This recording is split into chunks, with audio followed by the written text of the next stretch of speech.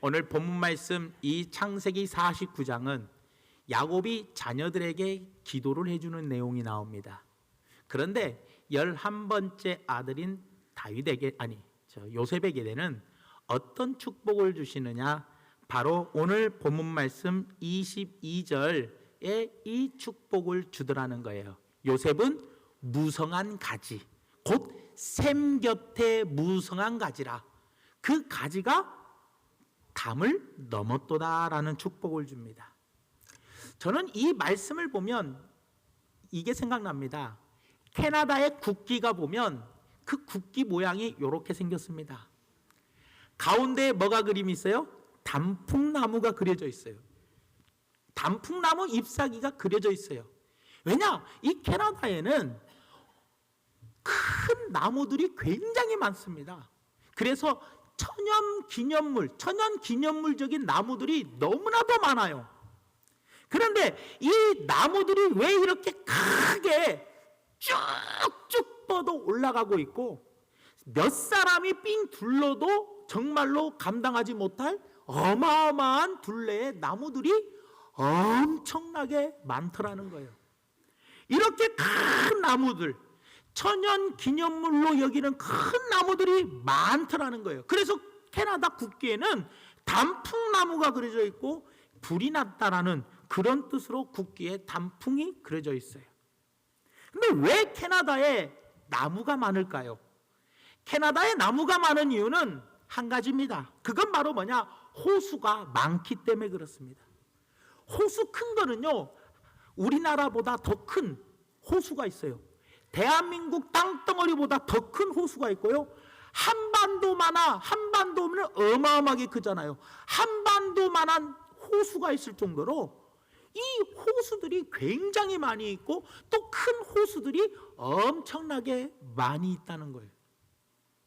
물론 저도 가보지를 않고 보지는 못했지만 많은 분들이 그렇게 이야기를 하더라는 겁니다. 저는 여기에서 아이디어를 얻었어요. 야, 요셉의 축복이 뭡니까? 샘 곁에 나무가 딱 심겨져 있어요. 샘 곁에 나무가 있으면 나무가 물을 쭉쭉 수분을 빨아들여야 하는데 수분 빨아들이는 데에 근심 걱정이 있어요, 없어요? 없더라는 거예요. 물가의 넉넉함을 가지고 있으면 이 나무는 아무런 걱정 없이 쭉쭉쭉 자라나게 되어 있더라는 겁니다. 이게 요셉의 축복이요. 그렇기 때문에 우리도 이 요셉의 축복을 받고 살아가려면 반드시 이 요셉처럼 샘 곁에 심겨진 나무가 누가 돼야 돼요? 내가 돼야 돼요. 내가 돼야 돼. 그러니까 샘 곁에 우물가에 이 호숫가에 심겨진 나무는 크고 쭉쭉 자라나고 천연기념물적인 나무가 되듯이 바로 샘 곁에 심겨진 나무는 어떻게 돼요? 쭉쭉 자라나며 뭐예요? 복을 받아 누린다는 거예요. 그렇기 때문에 우리가 인생에 있어서 이 야곱의 축복을 받아 누리려면 반드시 어떻게 하냐? 내 옆에 샘이 있어야 한다는 겁니다. 이런 인생을 살면 우리는 승리할 수가 있다는 거예요. 팔레스타인에서는요, 샘을 갖고 있는 것이 굉장한 힘이 있는 사람입니다. 힘이 있어야 샘을 가지고 있을 수가 있어요. 필리핀 선교지에 우리가 수돗물이 안 들어가잖아요. 그러니 그들은 비가 올 때를 기다렸다가 비를 받아가지고 써요. 그래서 지붕에다가 비 딱 떨어지면 동남아시아는 대부분 가난한 데는 다 그래요. 그 지붕 그 처마 밑으로 뚝뚝 물이 떨어지잖아요. 그 밑에 쭉 통을 큰 우리 PVC 그 노란 통 같은 큰 통을 갖다가 놓고요. 그걸 받아가지고 그걸로 빨래다 그걸로 씻고 그걸로 하는 거예요. 그런데 정작 먹는 물은 그걸로 먹을 수 없으니까 어떻게 하냐? 사서 먹어요. 우리 석유통, 말통에다가 이렇게 사가지고 200원씩 주고 한 말통에 200원 주고 사 먹어요. 그런데 교회에다가 수돗물을 하나 딱 놔줬어요. 그리고 교회 다니는 사람은 수돗물 마음대로 지하 수돗물 퍼다 먹으라 하니까 다 교회 등록해 버렸어요. 왜냐? 그 수돗물 받아 먹으려고. 전도하기 참 쉽습니다. 300만 원 들여 수도꼭지나 줬더니 다 그 마을 사람들 전체가 다 등록해서 교회 나옵니다. 그런데 중간에 잘 빠지면 거기에 또 제동이 걸려요. 그래서 한 달에 2번 이상은 꼭 나와야 물을 받아 먹을 수가 있습니다. 그렇게 참 전도하기가 쉽더라는 거예요. 그런데 이렇게 제가 말씀드리고 싶은 건 뭐냐, 샘을 가지고 있으면, 사막지대에서 샘을 가지고 있다는 것은, 오아시스를 가지고 있다는 것은 굉장히 힘이 있고 능력 있는 사람이라는 거예요. 그렇기 때문에 우리 인생에 있어서도 힘이 있고 능력 있는 삶을 살기 위해서는 바로 내 옆에 샘을 가지고 있어야 돼요. 샘을 가지고 있어야지 나도 자라나지만 힘이 있고 능력 있는 사람이 되더라는 거예요. 그렇다면 여러분들, 여러분의 인생에서는 여러분들 샘이 있습니까? 여러분들 옆에 샘을 하나씩 가지고 계십니까? 그래서 목마를 때 언제든지 그 샘에서 영양분을 공급받아 내 스스로가 자라나고 내가 힘이 있고 능력 있는 사람이 되냐라는 거예요. 여러분들 주변에는 샘이 있습니다. 그 샘이 어떤 샘이냐? 바로 말씀이라는 겁니다. 내 삶에 있어서 말씀이라는 샘을 갖고만 있으면 이 말씀이라는 샘에서 자양분을 쭉쭉 빨아들이는 게 되는 거예요.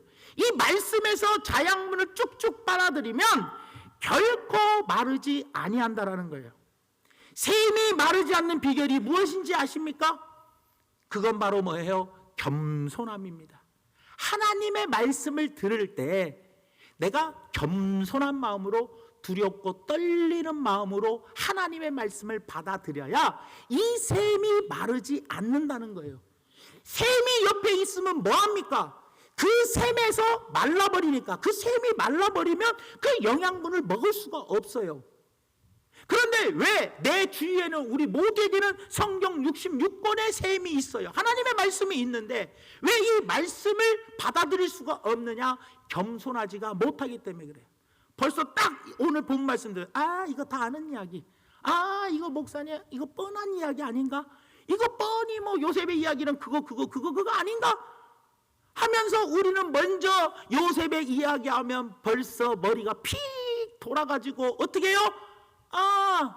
오늘은 목사님이 하니까 이 이야기 하시겠구나 하면서 미리 감을 잡고, 아이고 뭐 뻔하지 듣는 이야기가, 그러고 옳거니 맞네, 내 생각이 정확하게 맞아떨어졌네, 그 이야기가 그 이야기지. 그럼 성경 이야기가 어디 다른 이야기입니까? 그 이야기가 맨날 그 이야기죠. 그런데 우리는 받아들이는 자세가 어때요? 교만한 마음으로, 다 아는 이야기, 이런 다 아는 이야기로 교만한 마음으로 받아들이니까 이 말씀이라는 샘이 메말라 버리더라는 거예요. 나에게 이 말씀이라는 샘이 메마르지 아니하고 항상 나에게 영양분을 줄 수 있는 것은 다 아는 말씀이라도 다시 한번 나에게 적용시키고 다시 한번 겸손하게 그 겸손한 마음의 자세를 가지고 그 말씀을 아멘 맞습니다, 뻔한 이야기지만 아멘 맞습니다 하면서 겸손함을 잃지 않을 때, 겸손함을 잃지 않을 때 내 옆에 있는 이 샘, 바로 말씀은 메마르지 않고 항상 나에게 영양분을 주더라는 거예요. 그런데 우리는 말씀을 받을 때 너무나 박사님들이 되셨어요. 그래서 말씀을 들을 때 순수한 마음으로 하나님 오늘은 나에게 어떤 은혜로운 말씀을 주실지 우리는 항상 사모하는 마음으로 겸손하게 다 아는 말씀을 주신다고 해도 아멘 아멘 하면서 받아야 하는데, 나 말고 다른 사람에게 줄 수도 있는 거 아니겠습니까? 그런데 우리는 그렇지 못하고 말씀을 평가하고 판단하며 살아가더라는 겁니다. 여러분, 사랑하는 여러분, 항상 하나님의 말씀이 메마르지 않게 하기 위해서는 항상 말씀을 붙들을 때 겸손한 마음으로 말씀을 붙듣는 우리 중앙교회 성도님들이 되시기를 바랍니다. 인생을 살다 보면은요, 하나님께서 우리에게 주신 은혜가 있고요, 하나님이 우리에게 주신 권능이 있습니다. 하나님은 우리에게 은혜를 주시기 위해서, 하나님은 우리에게 권능을 주시기 위해서 하나님의 말씀이라는 샘을 항상 곁에 두셨다라는 거예요. 그렇기 때문에 항상 우리 곁에 있는 이 말씀의 샘에서 하나님은 이 말씀의 샘을 통해서 우리에게 은혜를 주시고, 하나님은 이 말씀이라는 샘을 통해서 우리에게 능력도 주시고 우리에게 사명도 주시고 우리에게 치료함도 주시고 우리에게 회복도 주시고 우리에게 하나님 다시 일어날 수 있도록 역전의 기회도 주시더라는 겁니다, 여러분들. 그렇기 때문에 항상 말씀 옆에 항상 말씀을 가까이 두는 삶을 살아야 하는데, 우리 중앙교회 모든 성도님은 다 말씀을 곁에 두고 살아요. 하지만 이 곁에 있는 말씀이 메말라 버리는 사람이 있고 아주 풍성한 사람이 있는데, 어떤 사람이 메말랐느냐? 교만한 사람. 하나님 말씀을 들을 때 벌써 머리로 딱 본문부터 딱 들리면 벌써 머리로 쫙 계산하면서 오늘은 이런 이야기구나 쫙 하면서 나에게 이 주신 말씀, 어떤 말씀이든 하나님 말씀이라면 아멘 하면서 순수함으로 겸손함으로 받아들여야지만, 이 말씀은 영원히 메마르지 않고 언제나 나에게 아브라함의 이야기가, 야곱의 이야기가, 요셉의 이야기가, 다윗의 이야기가, 모세의 이야기가 항상 나에게 은혜가 되고 나에게 힘과 용기와 위로가 된다는 것을 꼭 기억해 주시기를 예수님의 이름으로 부탁을 드립니다. 그렇기 때문에 여러분들, 우리는 이것을 꼭 알아야 돼요. 하나님의 말씀을 늘 옆에 두되 겸손한 마음을 가지고 옆에 둘 줄 아는 성도님들 되시길 바랍니다. 신명기 17장 18절에서 20절 말씀을 보면 이렇게 이야기합니다. 그가 왕위에 오르거든, 자, 임금님이 되면, 왕이 되면 이 율법서의 등사본을 내 입사람 제사장 앞에서 책에 기록하여 평생에 하나님의 말씀을 어디에 두고? 자기 옆에다가 하나님의 말씀을 두고 읽어 그의 하나님 여호와 경외하기를 배우고 이 율법의 모든 말과 이 규례를 지켜 행할 것이라. 그리하면, 말씀을 옆에 두고 하나님 경외하기를 배우며 그 말씀을 지켜 행하면 그의 마음이 그의 형제 위에 교만하지 아니하고 이 명령에서 떠나 좌로나 우로나 치치지 아니하리니 이스라엘 중에서 그와 그의 자손이 왕위에 있는 날이 장구하리라. 쿠데타로 인하여 목이 날아갈 일이 없고 후손이 끊겨서 내 대에서 왕이 끝나는 것도 아니라는 거예요. 복을 받아 누리는데, 자손 대대로 복을 받아 누리는데, 그 이유가 바로 뭐냐? 하나님의 말씀을 딱 임금이 되거든 옆에다가 딱 놓고 그 말씀을 읽으며 하나님 경외하는 것을 늘 배우며 그 말씀대로 순종하며 살 때 어떻게 한다고요? 하나님은 반드시 그 자녀와 그 자손들에게 복을 내려 주신다는 것이 하나님의 약속이라는 거예요. 그렇기 때문에 우리는 항상 살아가는 삶 가운데 하나님이 영원히 목마르지 아니하는 변치 않는 샘을 우리에게 주셨어요. 그 샘에서 영양분을 뽑아 먹는 자는 쭉쭉쭉쭉 자양분을 뽑아 먹기 때문에 자라나지만, 그 말씀에서 교만하여 샘을 뽑아 먹지 못하면, 자양분을 교만해서 뽑아 먹지 못하면 어떻게 돼요?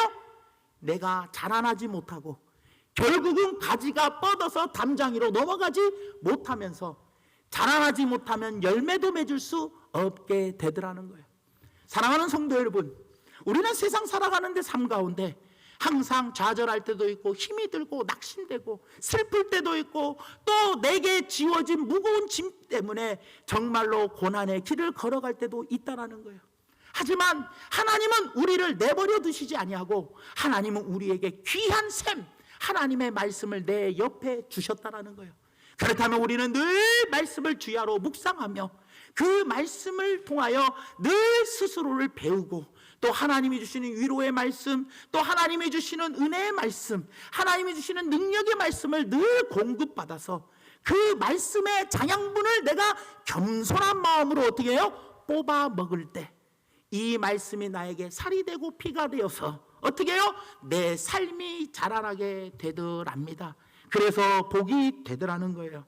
그렇기 때문에 말씀을 옆에 두면 어떻게 되느냐? 늘 겸손한 삶을 살아야 되더라는 겁니다. 그런데 여러분들, 하나님께 쓰임받는 사람은 교만할 수 없는 한 가지 이상을 다 주었어요. 그러면 하나님은 너희가 교만하지 말라고, 교만하지 말게 하기 위해서, 우리에게 교만하지 못하게 하기 위해서 꼭 부족한 거 한 가지씩을 줬어요. 어떤 사람은 머리가 벗겨졌어요. 그래서 머리 이야기하면 겸손해질 수밖에 없어요. 어떤 사람은 속 썩이는 자식이 있어. 그러니까 자녀 이야기할 때는 겸손해질 수밖에 없어. 남들이 아이고 우리 집 애가 이번에 뭐가 됐어, 어떻게 됐어, 막 자랑을 할 수 있는데, 자식이 속을 썩이는 부모는 어떻게 해야 돼? 자식으로 인하여 뭐 할 수밖에 없어요? 겸손할 수밖에 없더라는 거예요. 어떤 사람은 학벌이 별로 안 좋아. 학벌이 안 좋으니 좀 학벌 좋다고 좀 유식한 단어 쓰면서 좀 유식하게 좀 이야기하면 왠지 모르게 이렇게 겸손해져. 하나님은요, 누구에게나 다 겸손하게 하는 그 한두 가지씩을 꼭 모든 사람들에게 줬어요. 그래서 남자들에게 딱 모이면 군대 갔다 왔냐 안 갔다 왔냐 하나 가지고도, 어디 갔다 왔냐 하나 가지고도 벌써 사람이 이렇게 겸손해지더라는 거예요. 그러니 여러분들, 하나님은요 공평하셔요. 우리 모두에게, 어떤 특정한 사람에게만 겸손할 수밖에 없는 것을 주신 것이 아니라 모든 사람에게는 다 한두 가지씩 꼭 나를 겸손하게 만드는 그 무엇인가를 각자에게 다 주셨다라는 거예요. 그래서 우리는 그 말씀을 통해서 나에게는 이런 부분이 있지 하면서 겸손하게 되더라는 거예요, 여러분들. 그렇기 때문에 저도 겸손하게 만드는 거 하나님이 몇 가지 주셨어요. 그것 때문에 저도 그걸 붙잡고 늘 기도할 수밖에 없더라는 겁니다, 여러분들. 여러분, 우리에게 최고의 복이 무엇인지 아십니까? 최고의 복은 마르지 않는 샘, 늘 겸손하게 하나님 말씀을 받아 마르지 않는 샘 같은 하나님의 말씀이 항상 곁에 있고, 그리고 내가 조금만 교만하려고 하면, 조금만 딴 길로 가려고 하면 하나님의 말씀이 나를 딱 때려요. 하나님의 말씀이 나를 딱 때려요. 그래서 아이고야, 내가 이렇게 걸어가면 안 되지. 내가 이렇게 가면 안 되지. 내가 이 길로 가면 안 되지 하면서 하나님의 말씀이 나를 어떻게 해요? 바른 길로 인도해 주시는 거예요. 그렇기 때문에 여러분들, 우리에게 있어서 최고의 복은 뭐냐? 마르지 않는 샘, 이 샘, 하나님의 말씀이 내 곁에 있어서 항상 내가 조금 딴 길로 가려고 하고, 조금 삐딱하게 가려고 하고, 조금 잘못된 길로 가려고 하면 하나님의 말씀이 나를 딱딱 때림으로 인하여 그 말씀으로 인해 내가 정상 궤도를 달려나갈 수 있게 되더라는 거예요. 이것이 최고의 복이라는 거예요. 사람은 누구나 실수할 수 있고, 사람은 누구나 격가지를 칠 수 있고, 누구나 딴 길로 갈 수가 있다라는 거예요. 그럴 때마다 잠깐 근심하고, 잠깐 시험 들고, 잠깐 삐지고, 그리고 잠깐 원망 불평하고 조금 다른 길로 벗어날 수도 있어요, 누구나. 그러나 샘 곁에, 내 옆에 항상 하나님의 마르지 않는 말씀이 내 옆에 있다면, 늘 어떤 말씀이든 겸손으로 받는 자세가 되어 있다면 하나님 말씀을 아멘 아멘 받아들이며 내가 잘못 살았구나, 내가 잘못 살았구나, 그렇게 되는 거라는 것을 꼭 기억해 주시기를 예수님의 이름으로 부탁을 드립니다, 여러분. 그렇기 때문에 조금 인간적인 모습이 나타나려고 하면 망치 같은 하나님의 말씀이 나를 빵 때립니다. 조금 인간적인 모습이 딱 하고 나오면은 하나님의 말씀이 나를 딱 침으로 말미암아 내가 겸손하게 되어지는 거예요. 그 사람이 가장 안전하게 세상을 살아가는 것이고, 그 사람이 가장 복을 받으며 살아가는 삶을 살 수가 있다라는 거예요. 그래서 디모데후서 3장 16절에서 17절 말씀에 보니까 이렇게 이야기합니다. 모든 성경은 하나님의 감동으로 된 것으로 교훈과 책망과 바르게 함과 의로 교육하기에 유익하대요. 그러면서 하는 말이 뭐라고 이야기하느냐? 이는 하나님의 사람으로 온전하게 하며, 뭐가요? 하나님의 말씀이 모든 선한 일을 행할 능력을 하나님의 말씀이 나를 갖추게 하더라는 거예요, 여러분들. 그렇기 때문에 우리는 항상 어떻게 하여? 자세가 겸손하여 하나님의 말씀을 늘 가까이에 두고 뻔한 똑같은 말씀을 전하여도 아멘, 아멘 하면서 늘 어린아이와 같이 순수한 마음으로 말씀을 받아간다면 내가 조금 인간적인 모습이 보이고 조금 딴 길로 가려고 할 때에도 하나님의 말씀이 나를 딱 때려. 교만한 사람은 때려도 내 이야기 아니고 홍길동 집사 이야기지 이러면서 교만하면 하나님의 말씀으로 딱 때리는데도 나 아니고 저 사람이야 이렇게 뱉게는 안 된다는 거예요. 그렇기 때문에 겸손함이 하나님의 말씀을 메마르지 않게 만들고 늘 뭐예요?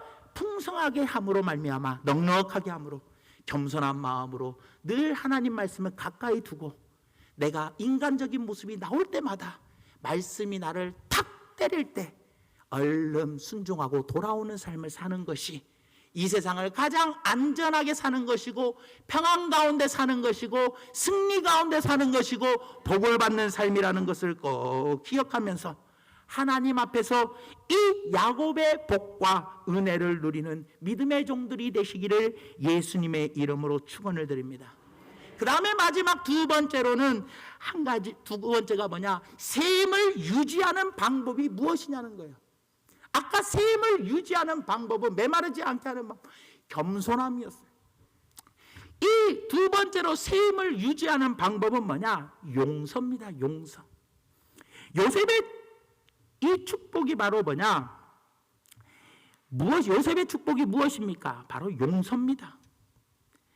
창세기 50장 19절에서 21절 말씀에 보면 요셉이 그들에게 이르되 두려워하지 마소서 내가 하나님을 대신하리이까 당신들은 나를 해하려 하였으나 하나님은 그것을 선으로 바꾸사 오늘과 같이 많은 백성의 생명을 구원하게 하시려 하셨나니 당신들은 두려워하지 마소서 내가 당신들과 당신들의 자녀들을 기르리이다 하고 그들을 간곡한 말로 오히려 위로해 주었다라는 거예요. 여러분 총리가 되었으니 손볼 사람이 많이 있어요? 없어요? 있어요. 있어. 그동안에 서러웠잖아. 보디반의 아내 손 좀 봐야지. 나를 억울하게 감옥에 보냈는데 총리 되면 적들을 먼저 제거하고 손을 좀 봐줘야 돼요. 또 형들이 마침 제 발로 찾아왔으니 이거는 참 좋은 기회예요. 그러니 어떻게 해야 돼? 형들도 손을 봐줄 수가 있어요. 그러나 요셉은 어떤 삶을 살았어요? 용서하며 오히려 두려워하는 형들을 위로해 주면서 같이 눈물을 흘려주었어요. 아시죠? 유유. 사랑하는 여러분, 만델라 대통령이 왜 위대했습니까? 38년 동안 백인 정권 용서해버렸잖아요.